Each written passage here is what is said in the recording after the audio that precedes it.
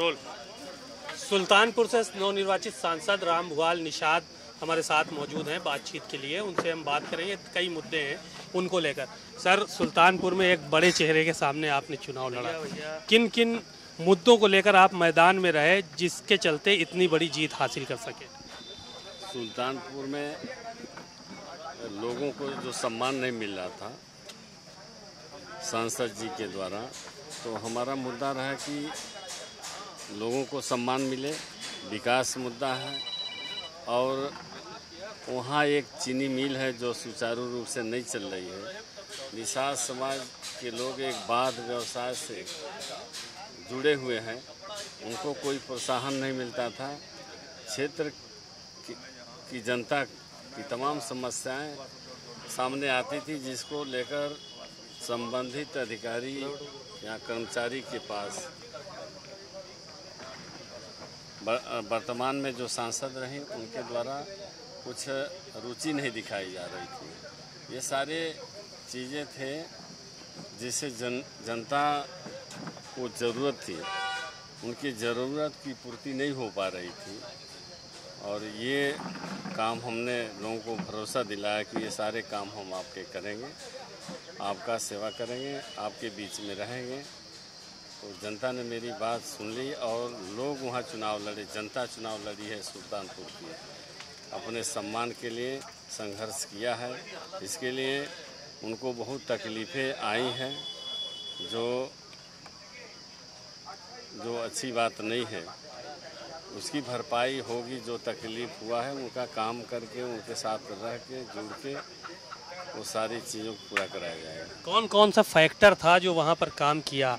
सभी समाज का चूँकि वोट मिला, बाद में सोनू सिंह, मोनू सिंह भी आपके साथ आ गए, उसके अलावा दलित वोट बैंक संविधान के नाम से, क्या ये सारे मुद्दे भी वहाँ पे हावी रहे? ये मुद्दा नहीं था, लोगों की ज़रूरत थी, लोगों की समस्या थी, जिसको महसूस कर रहे थे कि ये सांसद हमारी जो मूलभूत समस्या है उसको हल नहीं कर पा रहे, कोई रुचि नहीं है। इसलिए सारे लोग, सभी वर्ग के लोग हमें वहाँ अपना प्यार आशीर्वाद दिए। सरकार तो बनी नहीं, आपकी वादे किए थे आपने जनता के बीच में, कैसे निभाएंगे उन वादों को? हम निभाएंगे ना, जैसे सरकार रहे चाहे ना रहे। हमारे पास जितनी क्षमता है उस पूरी क्षमता से लोगों के साथ खड़े रहेंगे। सरकार अगर किसी की बनी गई है, 10 साल से केंद्र में सरकार है, तो क्या के 5 किलो गेहूं के अलावा और इसके अलावा कुछ नहीं, 80 करोड़ लोगों को सिर्फ लाचार बना के घुमा रहे हैं। अपने माथद कर लिए कि हम ही आपको खाना देते हैं। तो ये कौन बड़ी उपलब्धि है? ये तो शर्म की बात है। आपके क्षेत्र में संजय निषाद का जादू नहीं चला? बहुत बड़ी बड़ी बातें हो रही थी। चोर को पहचानने में लोग समय से जागरूक हो गए। चोर आदमी को पहचान लिए, समाज का शोषण करता है और निषाद समाज को ले जाकर भाजपा के हाथों में बेचता है।